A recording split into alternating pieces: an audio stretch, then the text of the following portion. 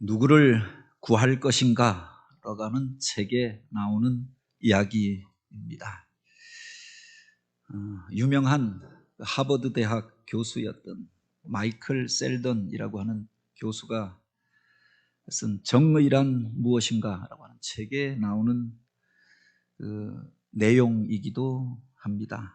영국에서 그 법정에서 중요한 논쟁이 되었던 이야기이고, 또 윤리학에 또 철학에 중요한 논쟁거리를 제공하였던 사건이기도 합니다. 한 기관사가 전차를 몰고 운전을 하는 중에 브레이크가 고장난 것을 알게 되었던 겁니다. 브레이크를 잡아도 서지 않는 기차를 몰고 도심지로 진입하게 되었던 겁니다.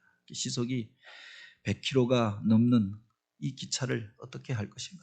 마침 그 앞에서 이 선로 공사를 하고 있는 5명의 인부를 발견하게 되었던 겁니다. 그냥 달려가면 그 5사람을 칠 수밖에 없는 상황입니다. 그들은 그 기차가 브레이크가 고장난 것도 모르고 있었고 선로에서 돌아서서 공사를 하고 있었던 겁니다. 근데 마침 그 중간에 선로를 바꿀 수 있는 갈림길이 있었는데, 그 갈림길 쪽에는 어린아이 하나가 천지도 모르고 그곳에서 놀고 있는 겁니다.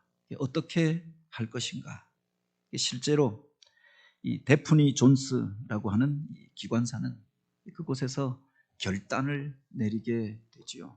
그래서 앞으로 직진하였던 것이 아니라 그 선로를 변경하여서 옆쪽으로 그 기차의 진행 방향을 돌리게 되어졌는데, 그래서 그 앞에 있었던 아이를 치게 되어졌던 겁니다.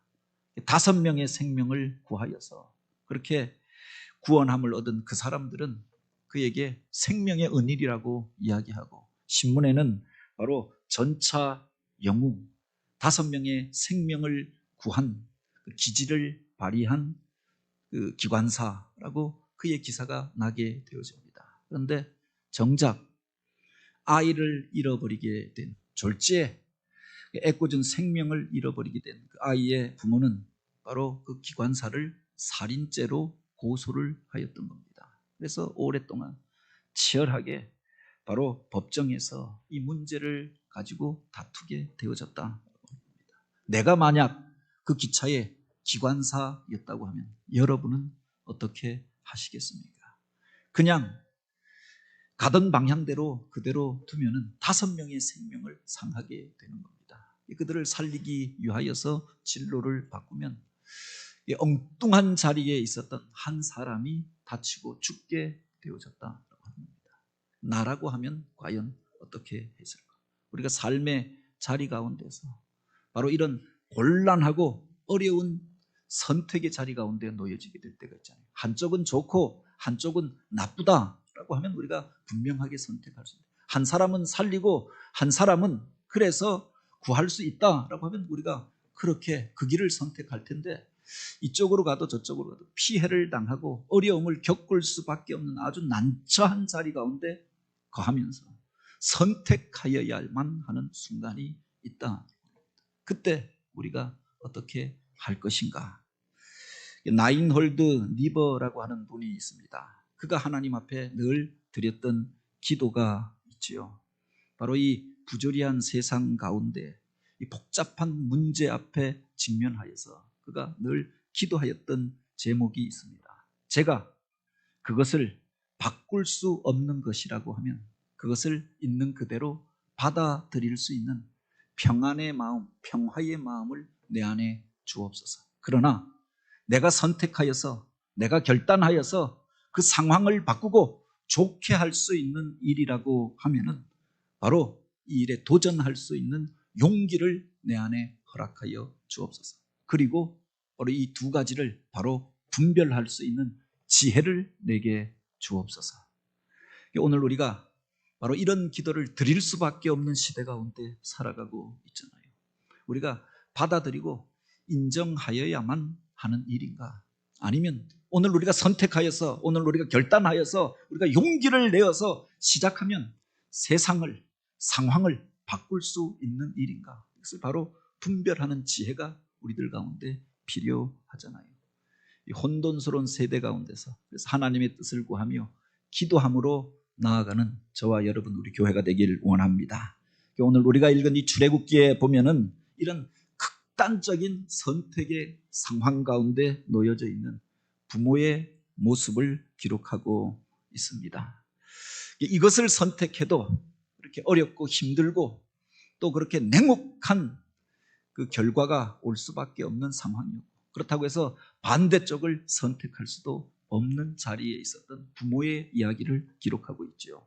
출애굽기 1장에 보면은 이스라엘 백성들이 애굽 땅에 내려가게 된 이야기를 기록하고 있습니다. 어쩌면 그 앞에 나오는 창세기의 이야기가 바로 이 출애굽기의 역사를 기록하기 위한 서론이라고 이야기할 수 있겠죠. 믿음의 조상들이 어떤 경로를 통해서 애굽에 내려가게 되고 이스라엘 백성들이 그곳에 살게 되어졌는가. 창세기에 보면 이 이야기가 기록되어져 있습니다. 야곱의 때에 가나안 땅에 기근이 들어서 그곳에 더 이상 살 수 없게 되어졌을 때 마침 요셉이 애굽에서 총리가 되어져서 그 형제들을 살릴 수 있는 방도를 준비하고 그래서 그 가족들이 애굽으로 내려가게 되어졌습니다. 그리고 100년이 지나고 200년이 지나고 300년이 지나고 400년이 지나면서 그곳에서 바로 히브리 족속이 바로 야곱의 후손들이 번성하고 충만하게 되어졌던 것 아닙니까? 근데 그 와중에 이 애굽의 정권이 바뀌게 되었던 겁니다. 과거에 이방인 정권이었던 힉속스 왕조가 멸망하고 애굽의 제18왕조가 일어나게 되어집니다. 그들은 이방인들을 향한 적개심을 가지고 있었다고 합니다. 힉소스 계통에 속한 셈족에 대하여서는 극도의 나쁜 감정을 가지고 있었기에 그 정권에서 귀하게 쓰임받았던 바로 이스라엘 사람들, 요셉의 족속들에 대하여서 적대적인 정책을 하게 되었던 거지요. 마침 이스라엘의 아이들을 죽이도록 이렇게 왕으로부터 명령이 내려지게 되었던 겁니다. 이때 등장하는 왕이 투투모세 1세라고 이야기하지요. 이 애굽의 파라오들 가운데서 가장 불행한 삶을 살았던 이가 바로 이 투투모세 1세라고 이야기합니다. 아이를 5을 낳았는데 그 4명은 그중에 남자아이들은 다 어려서 죽어버리고 말았고 단 한 명 외동딸만 살아남게 되어집니다. 그 자신도 형제들 가운데서 다 죽고 치열한 그렇게 권력투쟁 가운데서 혼자 살아남았는데 이제 딸 하나만 그에게 남겨진 겁니다. 자기 집안은 이제 대가 끊어질 위기 가운데 놓여졌는데 정작 자기가 극도로 싫어하는 히브리 사람들은 번성하고 한 집에서 10명씩 15명씩 많은 아이들 점점 번성하고 그 땅에 충만하여져 가는 겁니다. 그래서 이제 히브리인들 가운데에서 아이가 태어나면 죽여버려라. 산파들에게 명령하는데 자기 뜻대로 그것이 되어지지 않는 겁니다. 이제는 공개적으로 악독한 법을 만들어서 공포하게 되어졌던 겁니다. 바로 이스라엘 사람들 히브리 족속의 가정에서 남자아이가 태어나면 그들을 잡아다가 나일강에 던져버려라. 그 아이를 보호하고 숨겼던 사람들도 잡아다가 다 죽여버려라. 이 냉혹하고 무서운 명령을 내리게 되었다. 아이를 낳은 것이 불행스러운 일들이 되어지고 아이를 지킬 수 없는 상황 가운데 있었던 거죠. 그 와중에 레위인의 가정에서 한 레위인 부부 가정에서 아이가 태어나게 되어졌던 겁니다. 살 수 없는 상황이고 아이가 태어나는 것이 기쁜 일이요 즐거운 일이요 행복한 일이 아니라 두렵고 근심이 되어지는 그 가정에 걱정거리가 되어지는 상황이었다는 겁니다.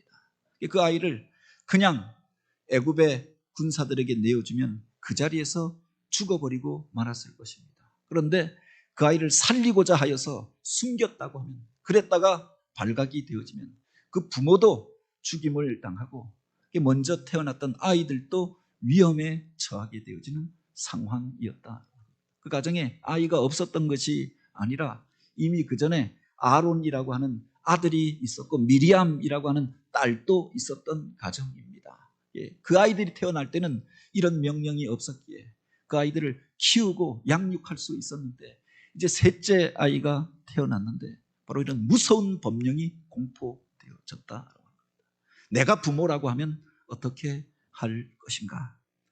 바로 이 출애굽기에 보면은 그런데 그 부모가 이 아이를 살리기로 결심하고 결정하였던 겁니다. 어떻게든 이 아이를 지켜야겠다 마음으로 결심하였다라고 하였습니다. 출애굽기 2장 2절에 보면 이 여자가 임신하여 아들을 낳으니 그가 잘생긴 것을 보고 석 달 동안 숨겼으니 라고 하였습니다. 석 달이 넘도록 100일 가까이 이 아이를 어떻게든 지키기 위하여서 숨죽이며 이 아이를 키웠다라고 합니다. 아이를 키울 수 없는 상황이었습니다. 아이를 낳은 것이 불행스러운 사건이었던 시대였습니다. 아이를 숨긴다고 해서 숨겨질 수 있는 게 아니잖아요. 숨죽이면서 어른들은 밖에 나가지 말라고 하면 나가지 않을 수 있고 떠들지 말라고 하면 떠들지 않을 수도 있고 그런데 어린아이가 참고 울지 않고 견디고 인내할 수 있는 게 아니잖아요. 언제든 그 울음소리가 밖으로 터져나갈 수밖에 없고 그 아이를 키우려고 하면 그렇게 그 기저귀라도 빨아서 널어야 하고 바로 옆에 붙어있는 사람들은 이웃들은 적어도 그 상황을 알 수밖에 없는 상황이었다. 살벌한 시대 가운데 서로가 서로에게 감시자가 되어져서 바로 그렇게 고발하고 서로를 죽이고 또 죽던 그런 냉혹한 시대였다고 합니다. 서슬퍼런 파라오의 명령이 떨어져서 로마의 그 애굽의 군병들이 집집마다 다니면서 가택수색을 하고 어린아이들을 잡아다가 죽이던 그런 시대였다고 합니다. 그 아이를 숨겼다가 발각되어지면 그 부모도 바로 갇히든지 죽을 수밖에 없는 그 아이들도 먼저 태어난 그 형과 누나도 죽을 수 있는 그런 상황이었다고 합니다. 그런데 그 부모가 아이를 살리기로 지키기로 그리고 그 아이를 숨겨 놓았다라고 하는 거죠. 물론 언제까지나 숨겨 놓을 수 없었고 언제까지나 쉬쉬하면서 그 아이를 지킬 수만은 없었던 상황이었음을 성경은 기록합니다. 그래서 이제 더 이상 더 숨길 수 없게 되며 울음소리가 나가게 되어지고 이웃들도 알게 되어지고 정부 당국에 어떤 사람이 보고하였다라고 하는 이야기도 들려져 오고 이제 더 이상 그 아이를 지킬 수 없는 숨길 수 없는 상황에 이르러서 이제 이 아이를 나일강에 떠나 보내기로 하였던 겁니다. 그냥 보낼 수가 없기에 정성을 다하여서 갈대 상자를 만들어서 물이 스며들지 않도록 역청과 진을 발라서 그곳에 아이를 넣고 안타까움으로 울며 기도하고 강물에 아이를 떠나 보내게 되었겠지요. 이 나일강에는 수많은 악어떼가 있어서 아이들을 집어 던지면 즉시로 달려와서 물어 뜯어버리는 무서운 곳이었습니다. 그래서 그 아이를 그대로 버릴 수가 없었기에 역청을 바르고 진을 바르고 그 아이를 보호할 수 있는 갈대 상자에 넣어서 보냈던 거지요. 그렇다고 하여서 악어가 알고 그냥 입으로 그것을 치기만 하면 뒤집혀져 버리고 아이가 악어의 먹이가 되고 말았을 것입니다. 그냥 물속에 빠져도 익사하여 죽어버리지 말지 않았겠습니까? 그런데 바로 부모가 할 수 있는 것은 그것밖에 없었기에 하나님 앞에 맡기며 기도하며 그 강물에 바로 아이가 담긴 갈대 상자를 떠나 보냈다라고 하는 겁니다. 하나님 앞에 기도하고 대체 하나님께서 어떻게 역사하실까? 그래서 그 아이를 보내어서 그 누이를 따라 보내어서 이 갈대 상자가 어떻게 되는가 보고 오게 하였던 거죠. 차마 부모가 가서 그 아이가 죽는 모습을 볼 수가 없었던 겁니다. 그래서 그 아이로 그것을 보고 오게 하였는데 그 갈대 상자가 떠내려 가다가 마침 그 나일강에 목욕을 하러 왔던 애굽의 공주가 발견하고 그곳에서 아이가 울고 있는 것을 보고 그 아이를 거두는 모습을 보게 되었던 겁니다. 그 이전까지 이 아이가 어떻게 될 것인가 부모는 근심하고 또 염려하고 걱정하고 두려워할 수밖에 없는 상황이었습니다. 3달이 넘게 이 아이를 지키기 위하여서 애간장을 태우면서 아이의 입을 막으면서 남들 모르게 키워왔던 아이였습니다.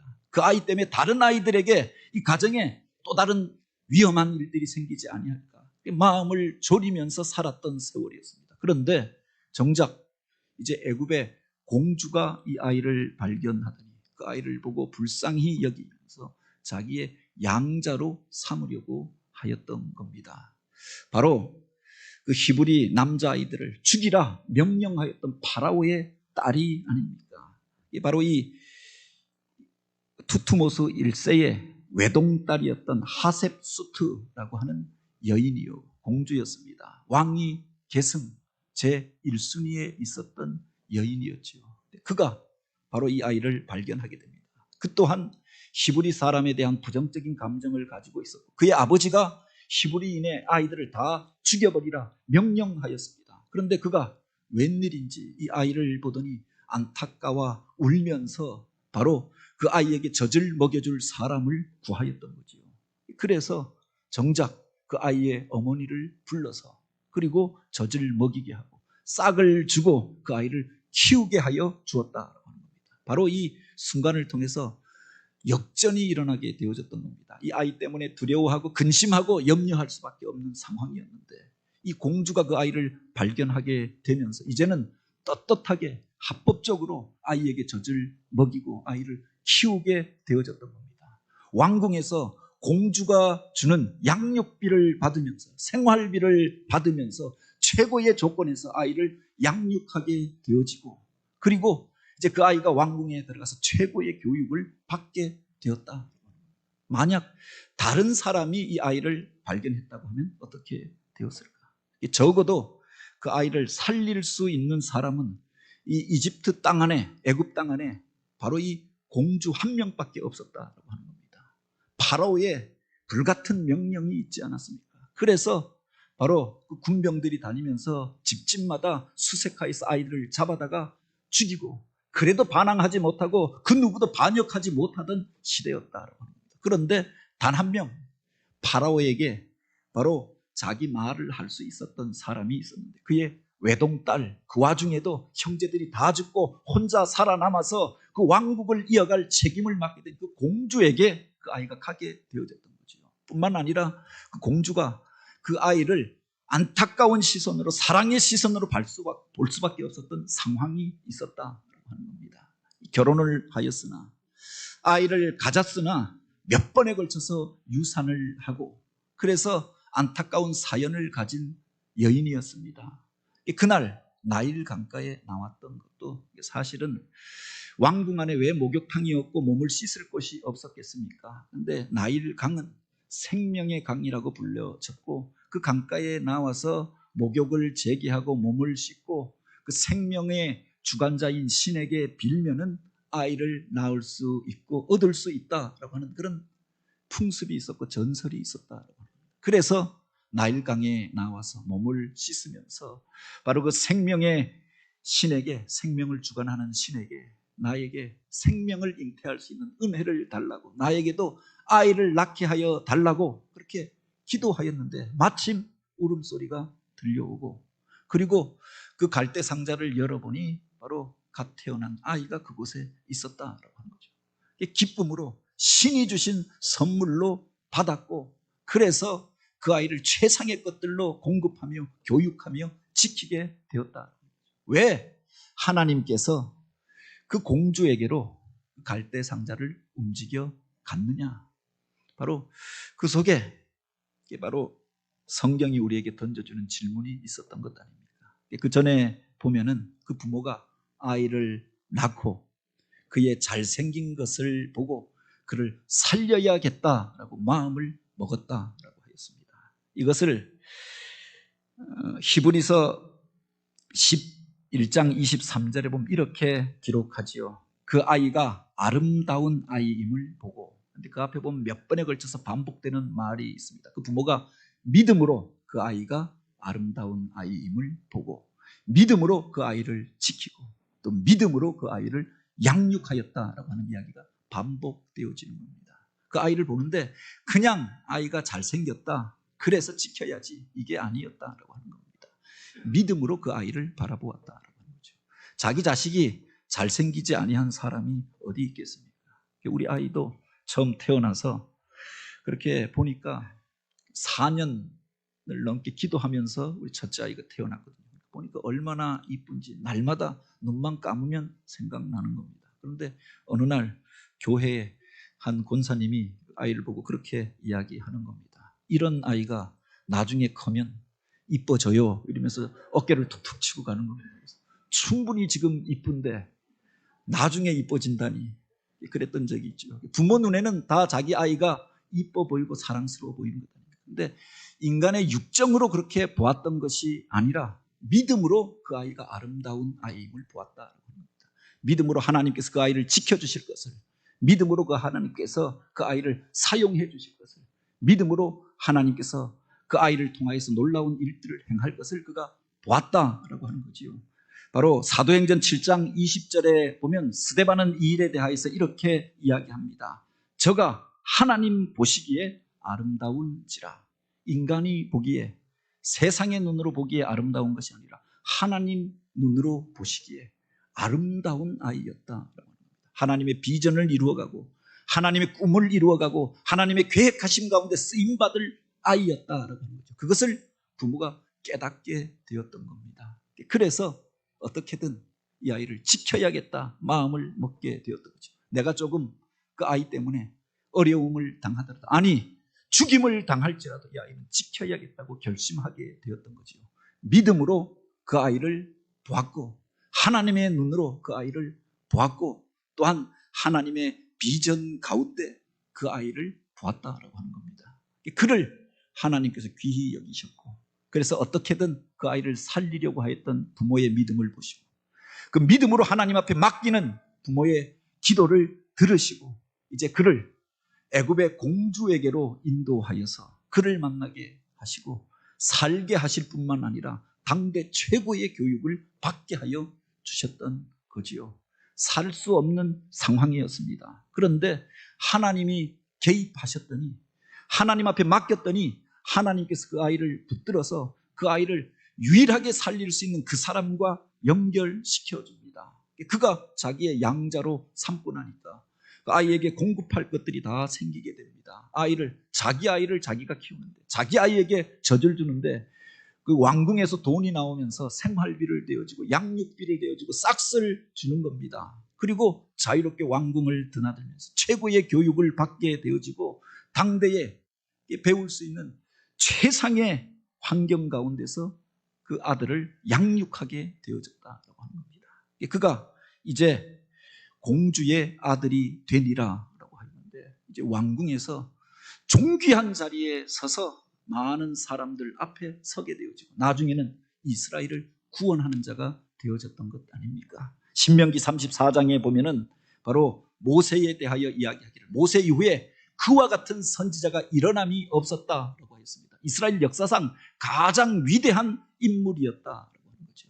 하나님을 대면하여 보았던 사람이고, 오늘 우리가 모세오경이라고 하는 창세기, 출애굽기, 레위기, 민수기, 신명기 이 책들을 쓰고 율법책을 만들어서 이스라엘의 기틀을 다지고 거룩한 공동체를 세우고 오늘 우리가 하나님 앞에 나와 예배하는 모든 제도의 기틀을 마련했던, 세계 모든 사람들의 언약법의 기초를 세웠던 사람이 모세였다라고 합니다. 그 모든 사람보다 지혜에 승하였고 온유함과 겸손함이 승하였던 자가 모세라고 했는데, 바로 이 위대한 인물이 바로 이와 같은 믿음의 부모를 통하여서 살게 되어지고 또 이와 같이 하나님의 보호하심 가운데 자라게 되어졌던 거죠. 그를 통하여서 오늘 우리가 배워야 할 것들이 있지 않습니까? 오늘 우리 가정에 우리에게 맡겨진 자녀들이 있잖아요. 그냥 방치하는 것이 아니라 하나님의 눈으로 우리 아이들을 바라보는 게, 우리 자녀손들을 바라보는 게 필요하지 않습니까?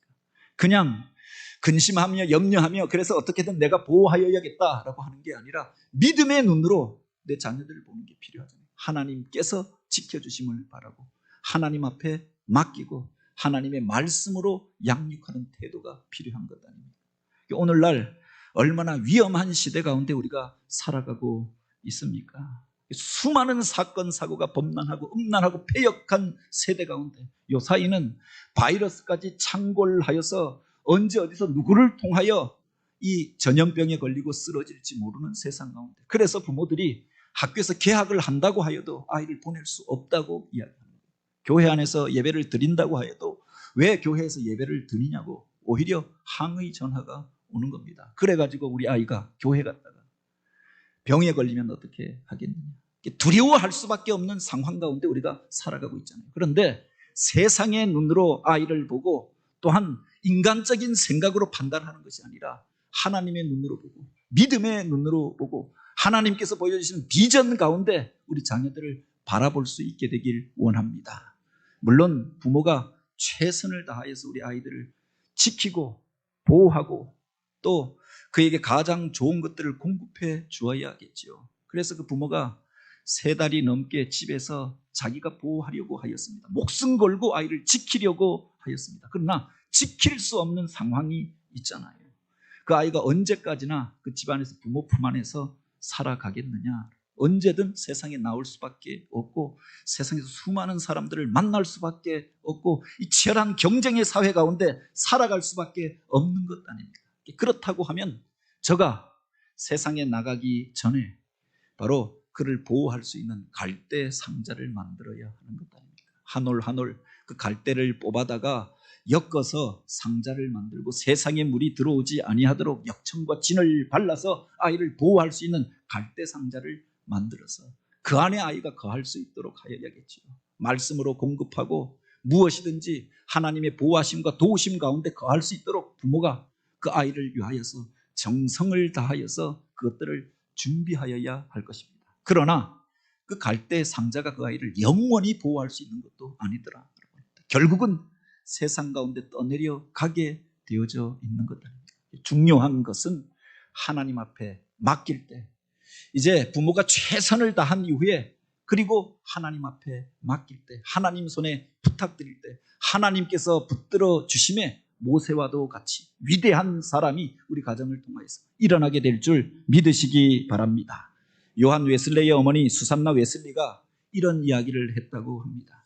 당신이 할 수 있는 한 최선의 것들로 아이들에게 공급하여 주십시오. 그런 뒤에 당신이 할 수 없고 또 이룰 수 없는 것이 있다고 하면 하나님께서 하실 수 있도록 하나님께서 이룰 수 있도록 하나님께 맡기고 하나님을 의지하십시오. 말만 그렇게 한 것이 아니라 바로 이 수산나가 자기 자녀들을 그렇게 양육하였던 것 아닙니까? 그에게 자녀가 18명이 있었다고 합니다. 18명의 아이를 그 부모가 어떻게 다 지키고 다 보호하고 다 교육을 시킬 수 있었겠습니까? 최선을 다하여서 아이들에게 하나님 신앙을 가르치고 저녁마다 한 명 한 명 머리에 안수하며 기도하였고 또 가정에서 예배드리는 습관들을 배우게 하였던 거지요. 그러나 결국은 하나님 앞에 맡길 수밖에 없었다고 합니다. 하나님께서 그 아이들을 인도하시고 지키시니까 바로 그들이 영국을 새롭게 하는 위대한 명문의 가문이 그를 통해서 일어나게 되어졌던 거지요. 성결 운동을 일으키고 영국과 세계를 도정하며 세계 선교의 일들을 일으켰던 요한 웨슬레가 그 가정에서 일어나게 되어지고 현대 기독교 음악의 아버지라고 이야기하는 찰스 웨슬리, 그가 쓴 찬송가가 8,000곡이 넘는다고 이야기합니다. 많은 사람들의 영성을 도전하였던 찰스 웨슬리가 일어나고 그 형제들이 바로 각 곳에서 하나님의 영광을 나타내는 삶을 살게 되었다. 그 18명의 아이들을 부모가 다 이렇게 적성을 알고 취미를 알고 그래서 날마다 따라다니며 보호했던 것이 아니라 하나님께 맡겼더니 하나님께서 존귀한 자리에서 그들을 사용해 주셨다라고 하는 거죠. 구세군의 창시자였던 윌리엄 부스가 이런 이야기를 했습니다. 부모 여러분, 더 빨리 손을 써야 합니다.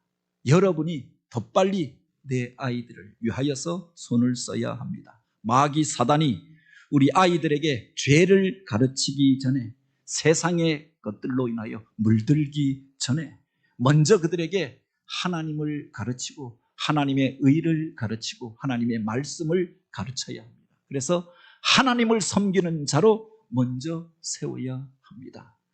세상에 수많은 유혹들이 있잖아요.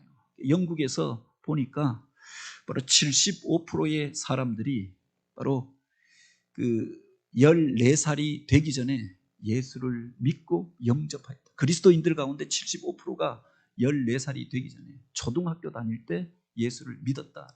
나이가 들고 이미 머리가 커지고 나면은 그 아이에게 성경을 가르치고 신앙을 가르칠 수 없을 때가 오고 말더라. 미국에서 청소년들, 그 사람들을 조사해 보니까 예수를 만나고 구원의 확신을 품은 때가 언제인가? 12살에서 16살 사이에 그때 그들이 예수를 만나고 구원의 확신을 품고 그리스도인이 되었다라고 대부분의 사람들이 고백하였다. 나이가 들어서 늦게 회개한 경우가 그렇게 쉽지 않더라고 하는 겁니다. 더 어려서 아이들에게 하나님 신앙을 가르쳐야 하는 거다. 마땅히 행할 길을 아이에게 가르치라. 그리하면 늙어서도 저가 떠나지 아니하리라 라고 했습니다. 세상의 다른 것들로 인하여서 우리 아이들을 우리가 지키려고 합니다. 그리고 학원에 맡기고 어린이집에 맡기고 학교에 맡기고 또 다른 데다가 그 아이를 맡기려고 하잖아요. 여러분은 그 아이를 어디에 숨기려고 하십니까? 누구에게 그 아이를 맡기려고 하십니까? 하나님 앞에 맡기고 또 기도할 수 있는 믿음의 부모들이 되길 원합니다. 이 두렵고 떨리는 세상 가운데서 위험하기 그지없는 세대 가운데서 사랑하는 이들을 위하여서 말씀으로 가르치고 위하여 기도할 뿐만 아니라 오늘 우리가 다 할 수 없기 때문에 그의 평생을 다 지켜줄 수 없기 때문에 전능하신 하나님 손에 아이를 맡김으로 인하여서 우리 가정을 통하여 모세와도 같은 사람들이 일어나게 되어지고 저가 그 물에서 건짐을 받을 뿐만 아니라 민족을 구원하는 자로 쓰임받게 되길, 다니엘과 같이 요셉과 같이 어둠의 세대 가운데 하나님이 주시는 꿈과 비전을 품고 에스더와 같이 다윗과 같이 존귀한 자리에서 하나님의 영광을 선포하는 자로 살아가게 되길, 우리들을 통하여 우리 가정 안에서 그런 아이들이 일어나게 되길 주님의 이름으로 축복합니다. 같이 기도드립니다. 오 하나님,